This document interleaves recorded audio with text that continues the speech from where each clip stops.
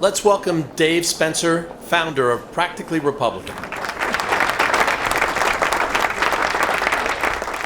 It is such a thrill to be here because I look out here and I see so many young faces, and a lot of you are going to be the leaders of tomorrow.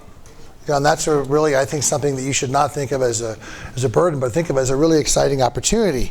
And I hope that you'll visit our website, practicallyrepublican.com, because you'll see more about what we're trying to do. And that really is, it's to start a national dialogue and to try to go back to the way things used to be in politics, when it was about a civil debate, when it was about compromise, when it was about really going after someone's argument, but not them as a person. And that's really what we're trying to do here, because let's face it, that stuff is not coming out of Washington. I think some of the things that have been mentioned today are so important because I think our system is failing us. We're not getting the leadership, we're not getting the solutions that we need to solve our problems. And so all of us in this room have a responsibility to do that. And so that's why I think it's great. And I just wanted to mention a couple of personal things. As a fifth generation member of the Rockefeller family, I've been very involved. Obviously, our family has been involved in politics and as well as philanthropy.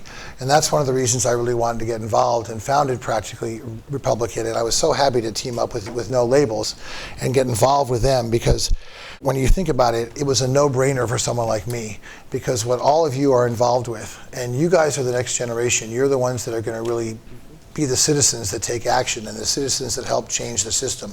It's got to be a grassroots. It's got to be a bottom-up thing. And before I get into the issues, I want to mention a personal note that when I was 19, I was in a horrific car accident where I lost my right leg above the knee and I had a nerve injury to my arm and lost most of the use of that. And as terrible as an experience like that is, the one thing it forced me to do was to start viewing things through the practical prism of either this works or this doesn't, right? So you're not polluted by a lot of the noise. And so, like it or not, I became a pragmatist, because it really helps you find solutions to problems that, by taking a step back and not being swayed by all the noise you hear in the room, but looking, okay, this works, this doesn't, how do we compromise? Because the bottom line is, and the governor mentioned this, our system was designed to require compromise.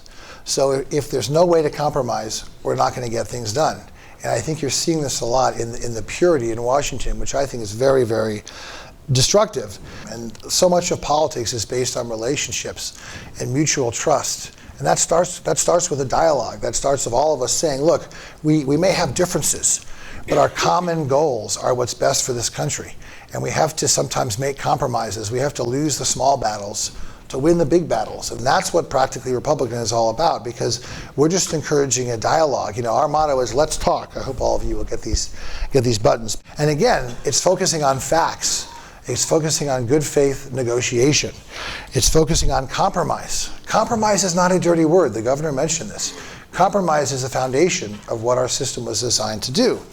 Anyway, I want to salute all of you for coming here, because this is really an important thing. And I think when you look at people not voting, it's hard to change older people because their views are set in stone. But it's the younger generation, it's you folks, that are really going to be controlling the future of this country in terms of our politics. And so I cannot reiterate enough how important it is, not just, obviously all of you care about it, but you talk to a lot of people back at your schools. You come in contact with a lot of people that you can have a chance to really change and get involved. And this is not a proselytizing thing. You're not trying to change people's views. You're just trying to engage them and to talk. And I guarantee you, every person who didn't want to talk and I talked to, we found out that we agreed on more than we disagree. Let's focus on the things on which we agree. So let's team up and find a way to get there. And I think that's the way we're going to start to build a system of trust and accomplishment. Okay, I'd love to talk for an hour, but I think my time is up. Thanks, everybody. Participate.